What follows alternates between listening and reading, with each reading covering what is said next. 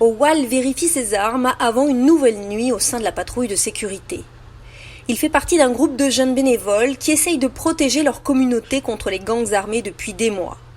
Nous avons choisi de ne pas nommer leur ville, ni les vrais prénoms de ces volontaires, pour des raisons de sécurité.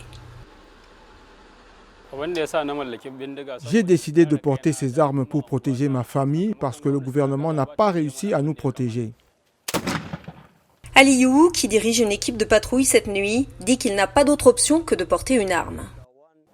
Cela est devenu nécessaire pour assurer la sécurité de nos familles. Les voleurs de bétail et les kidnappeurs nous terrorisent et nous tuent. Nous ne pouvons pas croiser les bras et permettre que cela continue.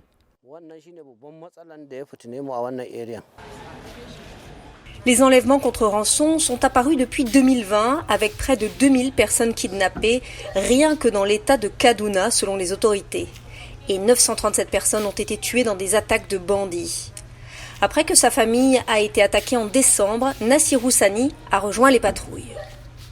J'étais dans ma chambre après minuit quand j'ai entendu du bruit. Par la fenêtre, j'ai vu 6 personnes avec des fusils. Ils ont crié « Nous sommes Boko Haram, nous vous tuerons si vous n'ouvrez pas la porte ». Nassirou Sani a été soigné pour de multiples blessures par balle, tandis qu'il devait négocier la libération de sa femme enceinte. En août, le gouverneur de l'État de Katsina a appelé les citoyens à s'armer contre les soi-disant hors-la-loi. Mais pour certains experts, l'armement des civils aggrave le problème. Dans certains cas, des chefs de communauté ou des chefs de milice distribuent des armes. La conséquence, c'est que cela alimente davantage le conflit.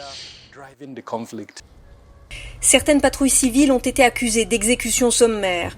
Dans l'État du Niger, au moins 86 Peuls auraient été tués au cours des 4 premiers mois de l'année selon une association communautaire. Des décès ont également été signalés dans d'autres régions du pays. L'État de Kaduna a choisi de renforcer l'interdiction fédérale pour les civils de posséder des armes à feu. Mais pour nombre d'entre eux, il vaut mieux se protéger plutôt que d'obéir à la loi.